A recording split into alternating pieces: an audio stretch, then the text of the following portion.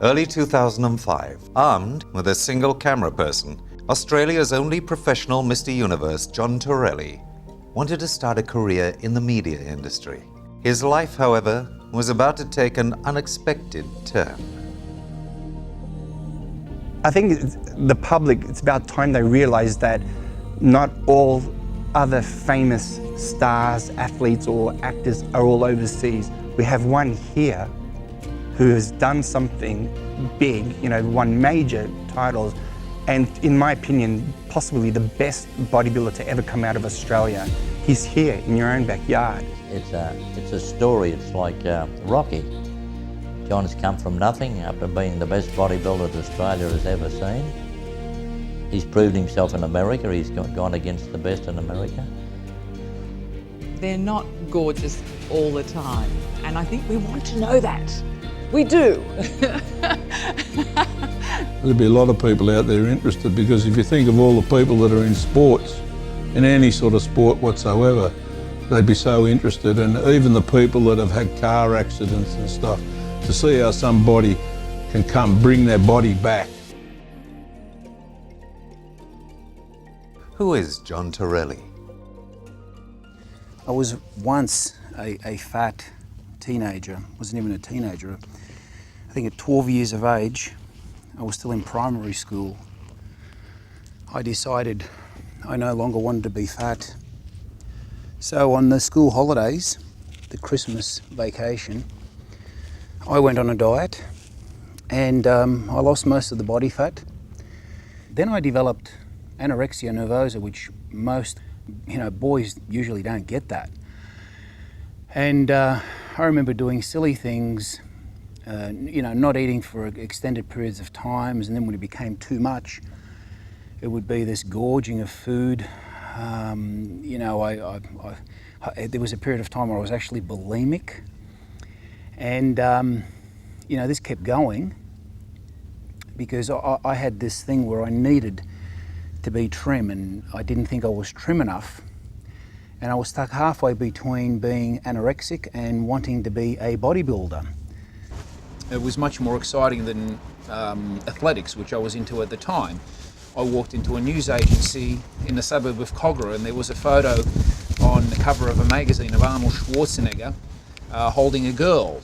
When I saw that, I said, what am I doing throwing a steel ball on a patch of grass, which is called shot putting, and sprinting, which I was also very good at, and high jumping, when I could look like that and have that?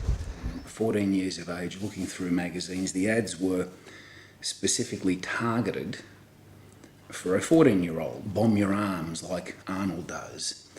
Be a weirder wildcat, and like he's got a wildcat jumping across the page, and the protein powder on top. Arnold standing on the beach holding naked women or scantily dressed. All that sort of stuff looked really attractive, and besides the fact that I always wanted to look muscular and superhuman and all that sort of stuff, a powerful character. That sort of advertising really lured me into it.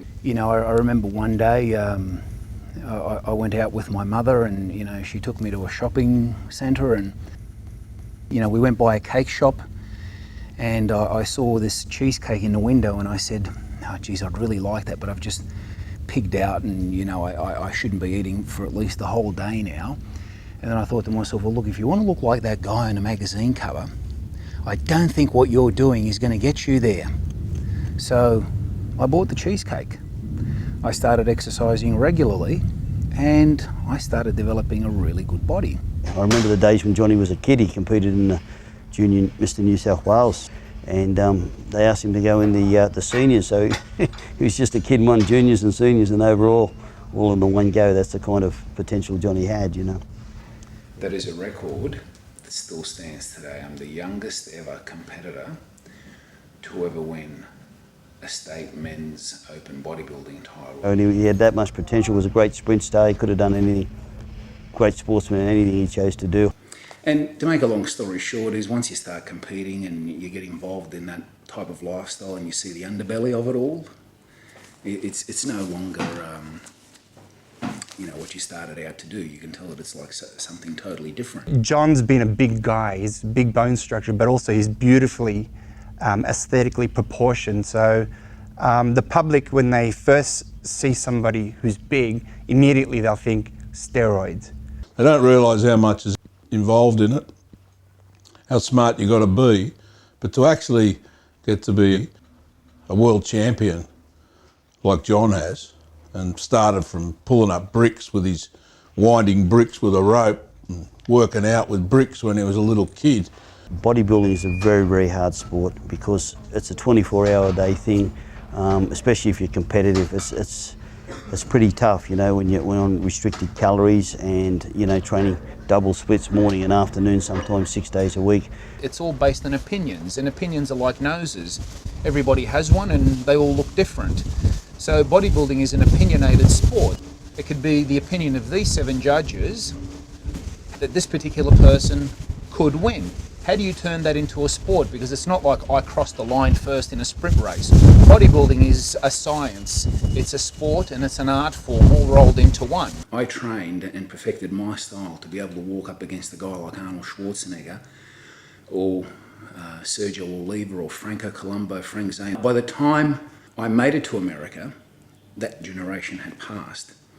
And like in Arnold's era, there were like 4 or 5 top bodybuilders that would only be able to get to his caliber, if that. And that's what you're competing against now. You walk into a pro show and you've got like 30 or 40 people that are like that sometimes. Yeah. I was telling Gordon a while ago, when Lee Haney beat him, there were 5 judges and 3 went for Haney. You should have walked that in that time. Well, I was ahead of him in the second round. But that was Las Vegas. Yeah. And what they said to me at the end of it, every magazine that was there said I should have won. Yeah. And then when I went to the judges, they said, John, when you come to Las Vegas, you can't beat the champion, you've got to knock him out. Oh. Yeah, that's right. So, yeah. That's the only, it's like in boxing, the same way. It changed the whole goalpost for me. So then I got to a stage where I said, well, look, I've got good potential. Okay, this has thrown me off. This is not what I had planned. Probably the best way to get out of this now is to finish it off by doing something that no one else could probably ever take away from me. And that's like, I became the first Australian male bodybuilder to win a professional world title. So that's like my second Mr Universe title. The first one was amateur. This last one was professional and nobody's done it since. That was in 1994. This is the year 2005. Nobody's still done it. So that's, now if somebody does win it or wins another professional championship from another federation, at least I was the first. I was the first male to do it in Australia. And also nobody could ever take that title away from me because that year I was the best. I did it. I won the 1994 Professional Mr Universe. The injury. There's a gentleman that's filming me here today. His name is Gareth. And I originally commissioned Gareth to do a short film on me that I was going to use as a show reel for getting work. To shoot this show reel, I had a plan which is sidetracked a little bit, and this is why we're here tonight, and this is why I'm wearing this sling. I'm down in size from what I used to be years ago when I was a professional bodybuilder. And what I'm trying to present now is a physique that, if I was to become a stable presenter on a TV show, would be acceptable, say, to both males and females. So in the process of doing that, I have created an injury in my right deltoid, which has been a long time coming. In fact, it's been there from the age of the right shoulder. This is the right shoulder right here. That's the deltoid muscle. And this injury first happened when I was the age of 13 and I threw a cricket ball. The second time was in the United States. I was actually doing a posing exhibition and I'd had copious amounts of vodka backstage to relax myself, which dehydrated me. Went on stage, hit a pose, and felt like somebody had stabbed a knife through my shoulder. That was the second time. The third time happened a few years ago. Well, the second time happened at 26 years of age, and the last incident was a few years ago, hitting a boxing bag. Michael, this is exactly what I was doing in the shower, washing like this. I can do it now, I couldn't do it then. And here, very painful out the back. And the day before in the gym, it started coming on in a pec position. And then I did some shrugs and I'm going, geez, this is really strange. I shouldn't feel this while I'm doing shrugs. And, you know, I went home, iced it, took anti-inflammatories, and the next morning it went. All of my injuries have happened outside the gym. I was shocked because he trained so well that that'd be one man you would not expect to get an injury. Geez, I don't think there's too much that you could probably do, except maybe just give me your opinion. Okay, just switch off for a minute, John.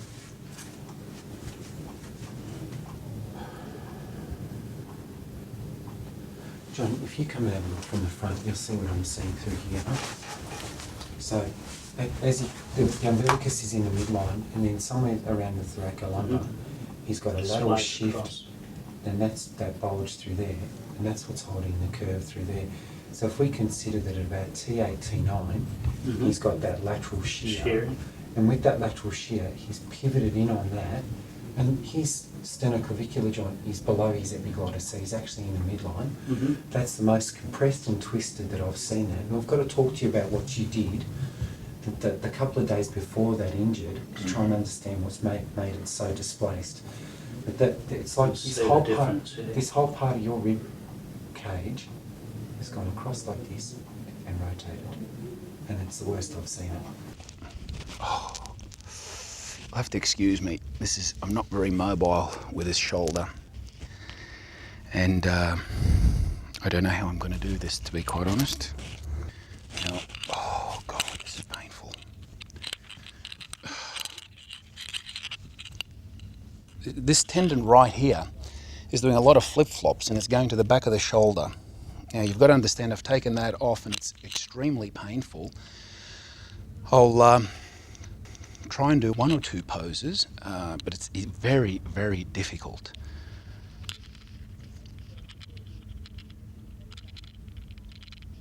So is your shoulder hurting now? A little bit. This one's going to hurt. Oh, oh.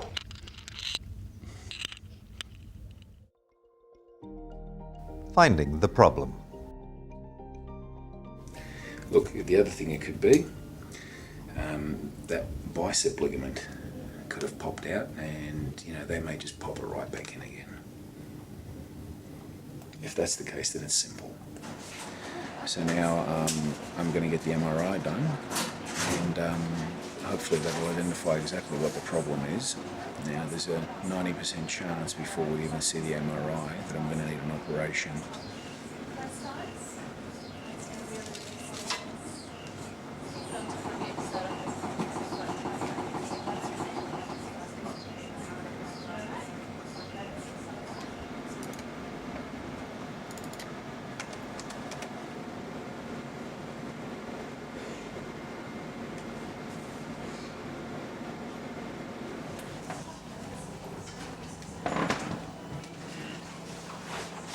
You know I'm going to read the report. I'm going to open these up right now. You beauty. Now let's see here. Right. Finding there was a large, near complete, full thickened tear of the supraspinatus. Okay. Well, this is why, I knew there was a small tear in the supraspinatus, and it obviously never healed. That's why I always had shoulder problems from the day that I did that injury. And, I'm the type of person where I asked for it to be operated on back then. So what did the doctor say? Well, it's probably healed itself up. So, they didn't do their job. If it was me, I would have went into surgery. I wanted to go into surgery right then and there because now I wouldn't be suffering this. This is just the continuation of something that was never taken care of properly in the first place. Anyway, at least we know where we're going now with all of this. I've already had surgery performed on this shoulder, but that was for a bony substance, and might I say, after I had the surgery, the shoulder was perfect until I did this injury. And this injury actually came about from hitting the boxing bag. I'd never hit a boxing bag before. I didn't know my own strength, and You know, I surprised myself and tore a shoulder along with it. There's no other way out. And if there is, I'll insist on surgery. Because it's the only way you can get the most predictable outcome is for the doctor to go in there, sew it all up, recover from it, and you're done. The surgery. Okay, so I've just come out of the physician's office and I had a discussion with him even the last time I came here. I said, whoever the surgeon is, could you please talk to them, because I don't want the surgeon to work on me like a builder that hides things underneath walls and floors and leaves rubble and rubbish. And the doctor's saying to me, look, you've got a possible tear there that could have been something that's been there long term, and you may not be able to get the function of it totally back. So we'll worry about connecting the main stuff. And what I said to him is, look, I want everything connected. If he can do his job as a surgeon and connect everything that needs to be reconnected, and then leave it up to me as to whether I can get it to function or not after the operation. My biggest thing with all of this is, you know, going under and not waking up again. Well, I was blown up in a boat in 1981. I was inside this big cruiser. I was with a lady, and we got blown through the roof of the flybridge. And when I went up in the air, I put my hand over my head and smashed on my arm and everything instead of my neck. And I had a motorcycle accident. A taxi hit me head on and slammed me into a bus. And I was in and out. They lost me 7 times. Apparently they had the label on my big toe, and they put me in a holding room, and thank God they left the monitor on. Everybody told me I'll never use that arm again. Everything's buggered. Anyway, I climbed out of 7 deaths in a coma, and I didn't know what I could do after that. It took us about 3 years, and with all his knowledge, we finally got this arm to move, which was stuck in that position, could never move. Now, I never got the rotation back. It still doesn't rotate. It's frozen after a million operations. But John was the one that got it to move from there to there. I was 34 when I lost my leg. John was always there for me when I needed him, and yeah, he just helped inspire me. And I took up Paralympic weightlifting, broke the world record in '94, and now I haven't been beaten in 3.5 years in all distances of hand cycling. If it wasn't for John and his dieting and his knowledge of muscles and how to do things where the physios couldn't fix me, nobody could fix me, but John fixed me. I woke up with this splitting headache. I don't know what they've done to my lungs. I'm just happy to be awake.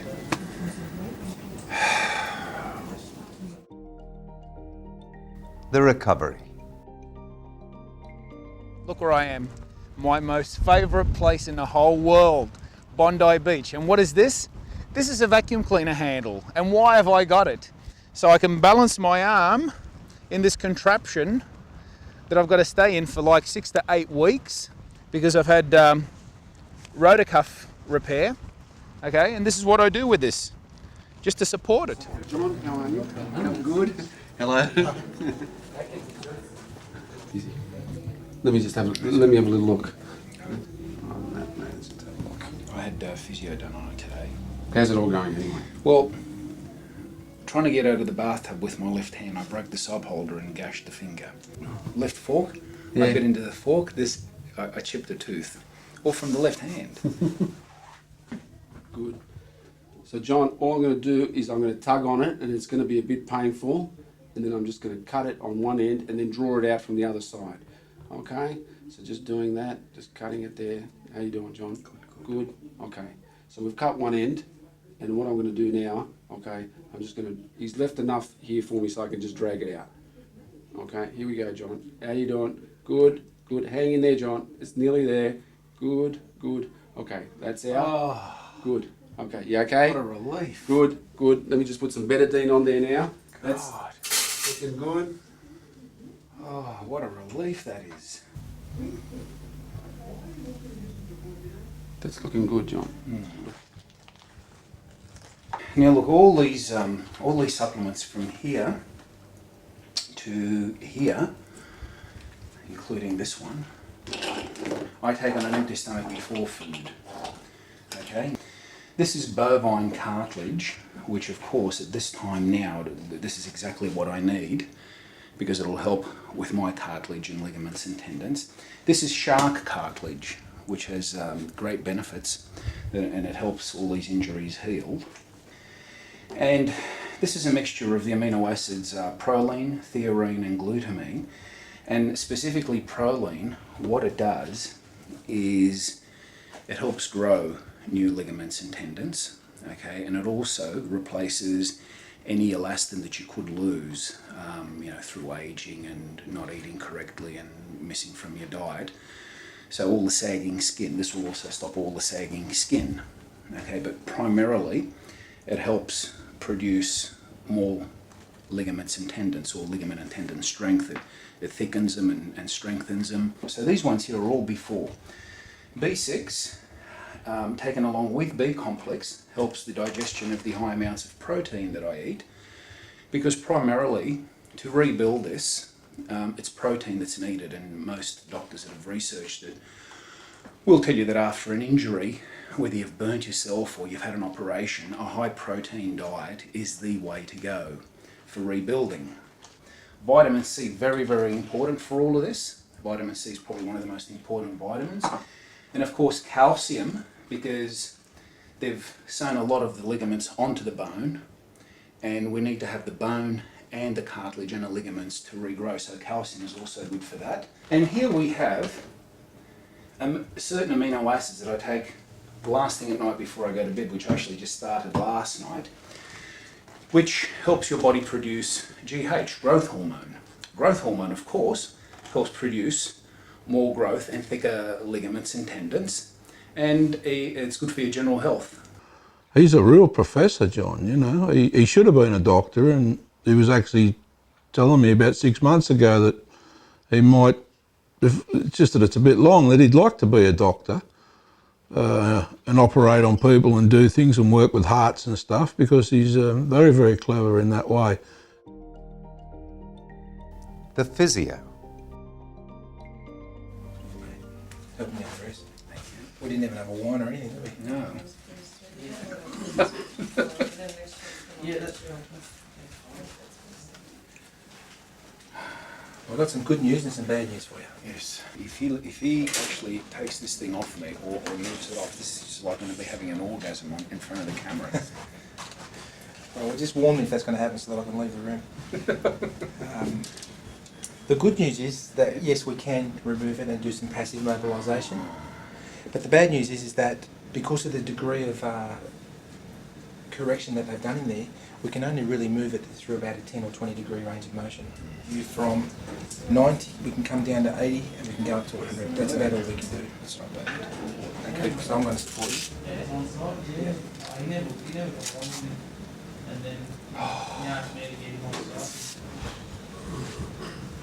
You don't like me tied down, do you, mate? What does your missus think about all this? She thinks it's great. That you're tied down? Yeah. You just relax your arm again. Relax totally. That's it. And I'm just going to support it there. And then we can move that face away.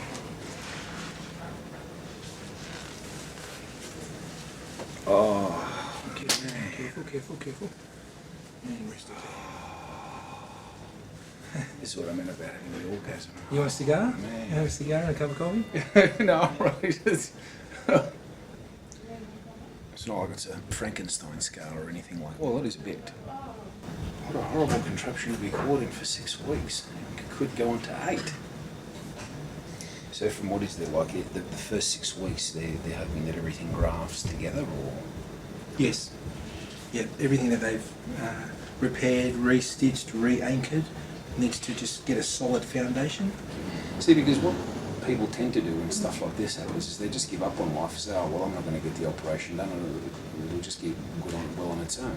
As far as Johnny goes, he knows what it's like to overcome adversity, and he's always been tenacious, and the rewards of watching him with his strict discipline, you know, as you know, is less painful than regret. So he's an amazing guy, and if there's a way of someone been able to come back through adversity. There's no greater guy than Johnny. Back like that in no time. So you've gone from black to blonde? What made you decide that? Just to see what it looks like. It actually suits you. I hope you're right. I like it.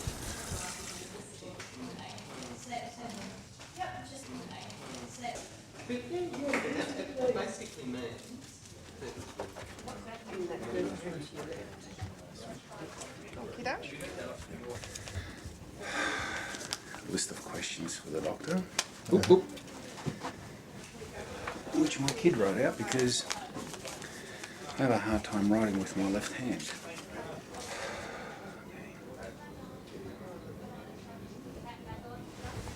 That's okay, just want to have a look at the wounds. Good. Okay, now you're not holding your arm up, you're letting it sag? Well, as much, I remember you told me that and I've tried as hard as possible, but it's very, very difficult. Yep, okay. Alright, what we're going to do, just relax the turn side on. Just going to loosen these a little bit. Okay, they come down. That's it, just bring it down a little bit, that's all. Come down. And what will happen is the physios, when you see them, they're going to bring that down a couple more degrees in a couple of days' time. I'm going to slowly, over a period of about a week or so, just bring that down a little bit. When they discard this, which is about sort of 7-10 days' time, we'll then start a gentle movement, a strengthening program. Strength won't really be a big issue for another sort of 6 weeks, but you'll start using the muscle with a bit of support, increasing function of the arm as time passes. Overall, we've still got the 6 months plus time frame of recovery. At this stage, we have to wait and see how you go. I don't see anything alarming. I'm fairly comfortable for the moment just to cruise along and see how we fare with this. And we will see as time passes how you recover movement and strength, and that will be the way we'll assess what's going on ultimately. So, for the first time, I'm actually capable of removing this thing.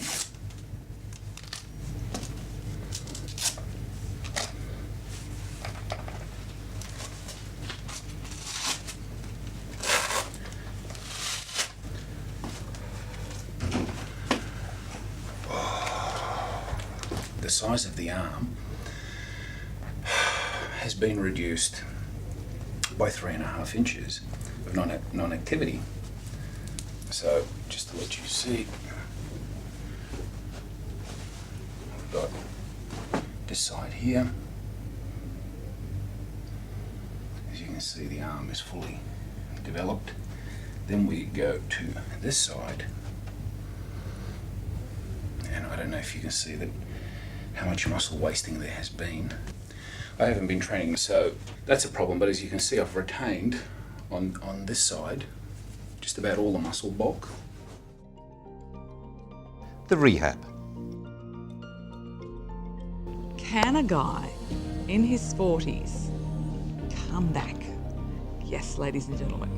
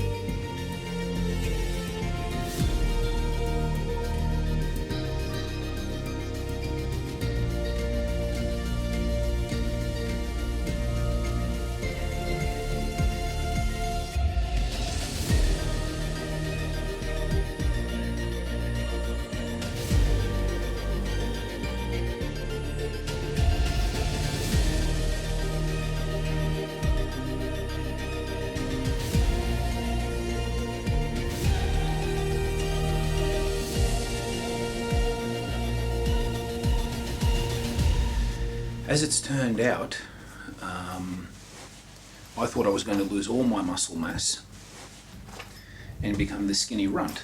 But as it's worked out, I've lost muscle mass and I've put on a heap of body fat. Now, before the injury, both arms were hovering very close to what seems to be 20 inches. This arm here has come down to just a little bit above 19 inches. Now, this arm here, when it originally went down to 16 3/4 inches, it's now back up to slightly over 18 inches, and that's really without any special weight training. It's just been eating and rehab with very light weights and, you know, exercising with this. If you had done something about John 20 years ago, there's always that bit where people go, oh, well, he's young and fit, and no ties, and the kids aren't growing, all it. But I think when you say, okay, you've got a family man, he's running a business, he's got all these injuries, he's put on weight, all these different things. Oh, hello, he's just a normal Joe suddenly. And now we find that we can watch just a bit easier because he's been brought down to our level, you know, because we're all a bit sore and fat things. The eating plan. And you will find with anyone who has been a competitive athlete, the food plays a big part. You've got the people that I know on TV doing all these weight loss shows. Most of them haven't got a clue how to treat people. They really don't know anything more than what they've learnt doing a short course. Whereas this guy's got all the experience there that he's been doing it for years and all his life. Now out there you've got the South Beach diet, the Montiac diet, the Pritikin diet, the Atkins diet, the Zone diet, counting fat in your food. Well, really, all of those are part of my diet. They all have their place. None of them are actually good on their own. What they are good for is to use in a particular situation. You need to know when to use all these strategies in order to get yourself to a level where your body fat is low enough. And when your body fat's low enough, the whole theory behind my diet is, you know, I don't want you to put it back on. And the way you're not going to put it back on is by not depriving yourself continuously, just for short periods of time, if at all. You know, whoever's an expert on one is telling you that the other one's wrong. Well, they're all wrong. You can actually use all of them and they shouldn't be called anything because they're actually all just one diet, and under a particular situation and under a particular circumstance, you can use each one of them and they're all beneficial for some reason or another.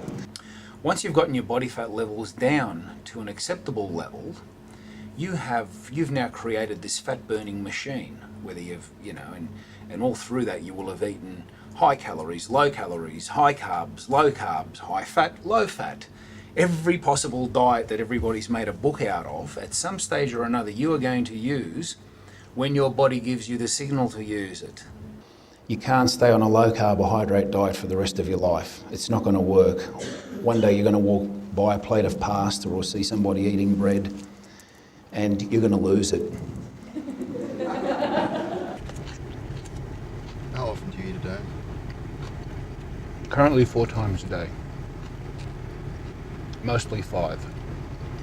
And that's what my strategy is all about. But the main thing is to get you to a level where your metabolism has become a fat burning machine. The difference between Friday night and last night was 4 kilos. 4 kilos. 4 kilos. In 3 days. In 3 days. But that's also because the muscles were deflated. They didn't have the right amount of glycogen in them. I think John's really got it made, having his wife's been involved in it with him, so they would have a very good understanding of the needs of each other, and that would be great support to him when he was with doing what he's doing now, and to her just maintaining the look that she wants to have. I mean, they're obviously just totally going to be into each other's heads about what's going on. Okay, so is this going to be a high day or a low day? A high day. When John decides to have a high day, it means a high carbohydrate day, and high calories. So he'd have an extra meal, and also he'd have more carbohydrates during at least 2 of his meals. Whereas opposed to a light day or a low day, he would have less carbohydrates. Morning he would have fruit and protein. Lunchtime he would have protein in a salad. Next meal, protein in a salad. In the evening, vegetables and protein. So he wouldn't have that much carbohydrates during the day. 7 egg whites and 3 whole eggs on a high carbohydrate day. Okay, so we use the extra virgin olive oil. John also has a protein shake. On a low carbohydrate day, he would have it with water and protein powder, high protein powder. On a high day, I would make a shake consisting of some sort of fruit, some low-fat, lactose-free milk, protein powder, and a little bit of oil. And there's all different types of protein that John has. Some days he'll have some sliced turkey, also tuna fish, red meat, and these are just beef strips. We're always weighing everything because everything is calculated according to what diet plan that he has.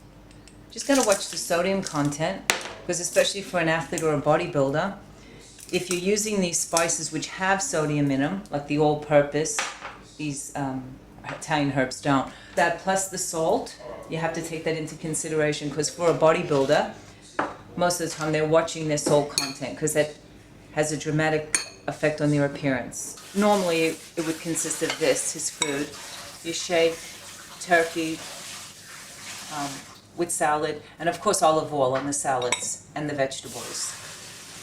And all these meals are low in fat, and here, if you take out the rice, they would be low in carbohydrate.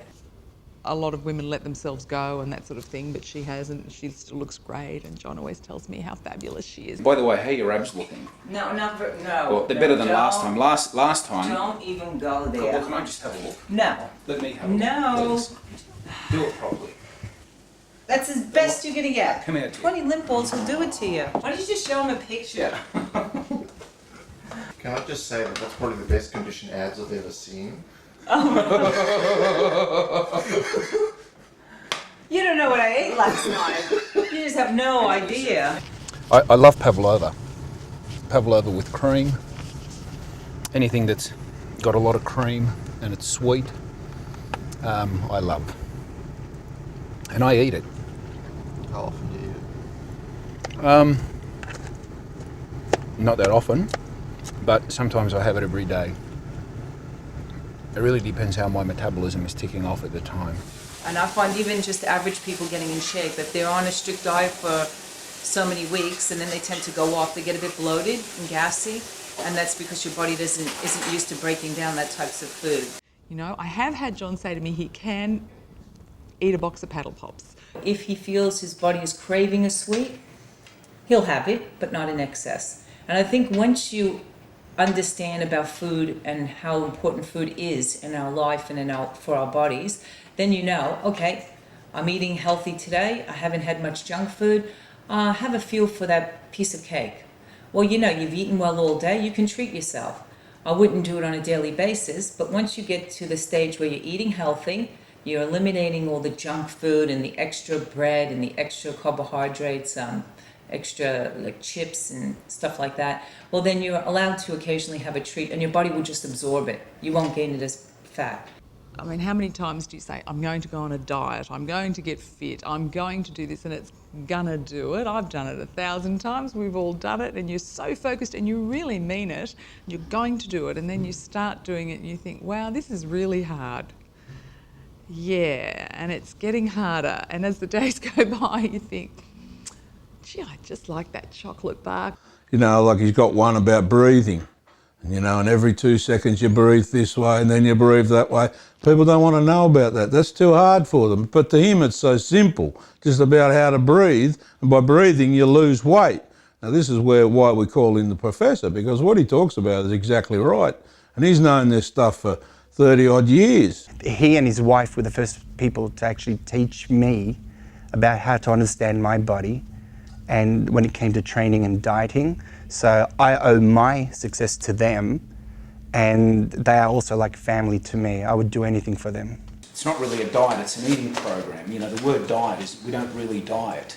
In fact, I've never eaten so much food and I'm getting in shape. It doesn't look like it to you, but I had a really bad pig out last night. I must have had like countless amounts of marshmallow, chocolate, cereals, 3 different types of cereals with milk.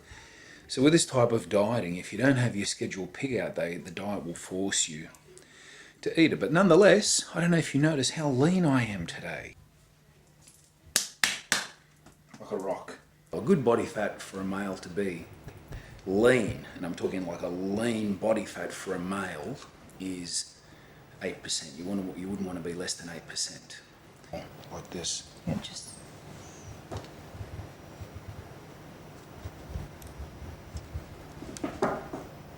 It's about 3. We'll try it here, just to see the difference. And we'll do another average. That's about 3. Yeah, that's nearly 5. The road back.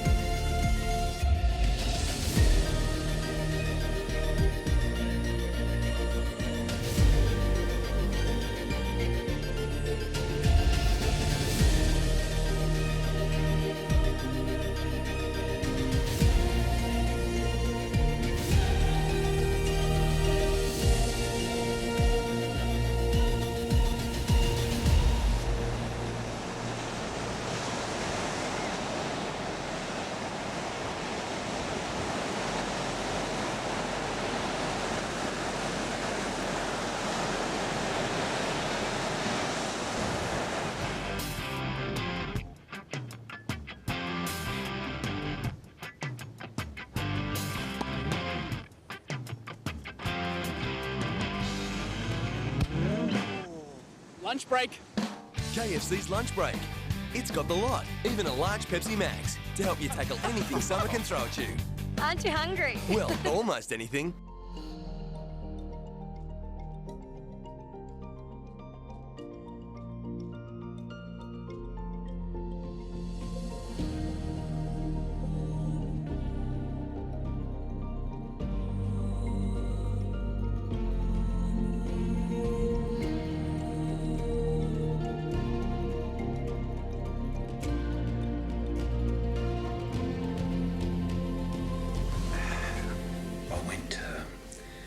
See the physician today who, organised the operation for the right shoulder. My left shoulder's not been feeling well. This is a self-fulfilling prophecy. I keep thinking to myself, don't hurt yourself. I'm worried about hurting myself. So which shoulder do you think I've hurt?